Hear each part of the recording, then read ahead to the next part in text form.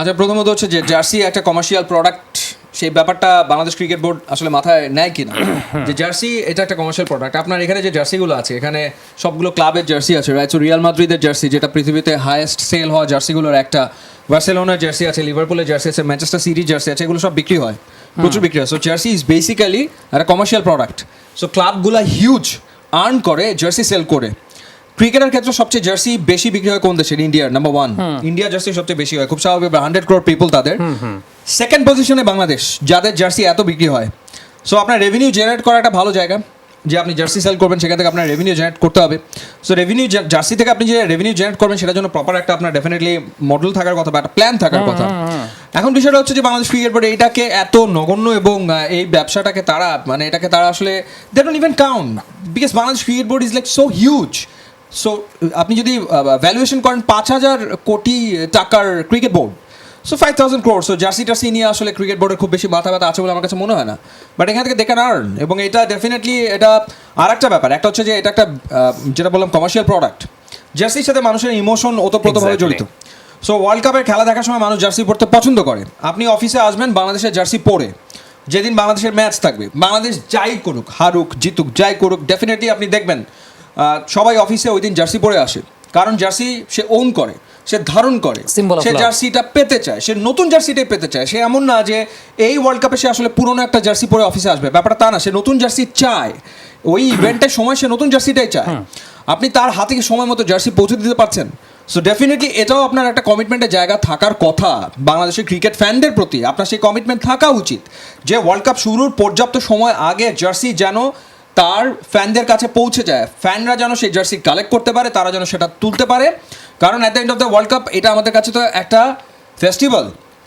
We all know Bangladesh world cup জিতবে না, এটা ওই পর্যায়ে আমরা এখনো যাইনি, কিন্তু we are part of festival. আমাদের দেশে উৎসবটা হয়, এবং সেই উৎসবের সবচেয়ে বড় ব্যাপারটা হচ্ছে জার্সি। তো সেই জার্সি এখনও আপনি বাজারে আনতে পারেনি, তো তাহলে আপনি বাজারে আনবেন কবে? ওয়ার্ল্ড কাপ তো শুরু হয়ে যাচ্ছে। তো সেই বিষয়টা ডেফিনেটলি বাংলাদেশ ক্রিকেট বোর্ডের দে শুড থিঙ্ক, তাদের এটা ভাবা উচিত যে যেহেতু এটা একটা ফেস্টিভ্যাল, এক মাসের একটা উৎসব হবে, বাংলাদেশের মানুষ জার্সি পড়তে পছন্দ করে, তারা সেলিব্রেট করে, সুতরাং রাইট অন টাইম সেটাকে বাজারে আনা। সো এটা কেন আনা হয়নি, কী কারণে আনা হয়নি, কেন, আই ডোন্ট নো। সময় তো একটা ব্যাপার। এই জায়গাটাতে আরেকটা বিষয় হচ্ছে যে প্রত্যেকটা জার্সি বা প্রত্যেকটা এই যে একটা কমার্শিয়াল প্রোডাক্ট স্পোর্টসের সবারই একটা অফিসিয়াল একটা জায়গা থেকে যেখান থেকে সমর্থকরা গিয়ে সেই জার্সিটা কিনতে পারবে বা সেই অফিসিয়াল প্রোডাক্টটা কিনতে পারবে। বাংলাদেশের একমাত্র জায়গা যেখানে আমরা ম্যাক্সিমাম টাইমে দেখি অফিসিয়ালি কিভাবে কিনবে সমর্থকরা, সেটা আসলে জানে না। এটার কারণটা আপনার কাছে কি মনে হয় যে পৃষ্ঠপোষকরা রাইটস কেনার জন্য আগ্রহী না খুব একটা বেশি, নাকি বিসিবি প্রপারভাবে প্রপোজাল দেয় না? এর আগে আমরা যেটা দেখেছি, যে বাংলাদেশ ক্রিকেট বোর্ড জার্সির যে জার্সি, সেটা বাংলাদেশের খুবই নামকরা একটা ব্র্যান্ডকে হ্যান্ড ওভার করে দিয়েছিল, অর্থাৎ তারা আসলে সেলিং রাইটস দিয়ে দিয়েছিল 2021 সালে। তখন হচ্ছে তাদের সারা বাংলাদেশে অনেক আউটলেটস, সেখানে তারা জার্সি বিক্রি করেছে, এবং বাংলাদেশ ক্রিকেট বোর্ড ওই সেলিং রাইটস এটা সেল করে দিয়ে সেখান থেকে তারা একটা অ্যামাউন্ট পেয়েছে। সো এবারও সেরকম কিছু করলে সেটা আগে থেকে তারা প্ল্যান করতে পারতো। সোশ্যাল মিডিয়াতে বাংলাদেশ ক্রিকেট বোর্ডের যে প্ল্যাটফর্ম, সেটা অনেক বড়, ইটস হিউজ। সেখানে তাদের যে, তো ফেসবুকে তো আপনি ওই যে পেজটা আছে ক্রিকেট বোর্ডের, আপনি তো ওখানে শপ করে দিতে পারেন, খুব ইজিলি, ইটস ভেরি সিম্পল। মানে ওখানে একটা শপ অন করে দেওয়া তো এমন কোনো বোরিং ব্যাপার না।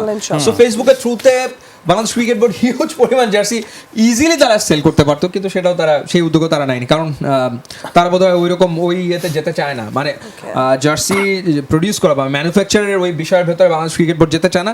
তো তারা যেটা করতে পারতো, তারা আসলে ডিজাইনটা আগে কনফার্ম করে দিয়ে তারা আসলে বাংলাদেশের কোনো একটা ফ্যাশন হাউস, রেপুটেড ফ্যাশন হাউস, তাদেরকে আসলে রাইট দিয়ে দিতে পারতো। সো অন দ্যাট নোট একটা পার্সোনাল নোটের কোয়েশ্চেন আছে, সেটা হচ্ছে এখন যদি তড়িঘড়ি করে হোক, যেমনি হোক, জার্সি আনভেইলিং সেরেমনি হয়, সেটার হোস্টিং কি আপনি করবেন না আমি করব? আমি কখনো করিনি, আপনি করেছেন 2021-এ আপনি করেছেন, আমার সেটা খেলা আছে, বাট এই ধরনের প্রোগ্রাম আমি এখনো করিনি আর কি। জার্সি আনভেইল করার কোনো এক্সপেরিয়েন্স আমার আসলে নাই। This is another sector fine, but যদি ফ্রিকোয়েন্টলি হয়, আমরা সবাই এই এক্সপেরিয়েন্সটা পেতে পারি, তাই না? Exactly right. সো না, এই ক্ষেত্রে আপনি আমার চেয়ে বেশি এক্সপিরিয়েন্সড, যেহেতু আমার এই অভিজ্ঞতা আসলে নাই। সো দেখি, লেটস সি, যদি রাইট, সো যদি অ্যাপ্রোচ করে তাহলে চিন্তা করে দেখা যেতে পারে। উই ক্যান ডু টুগেদার, সেটা হতে পারে। এনিওয়েজ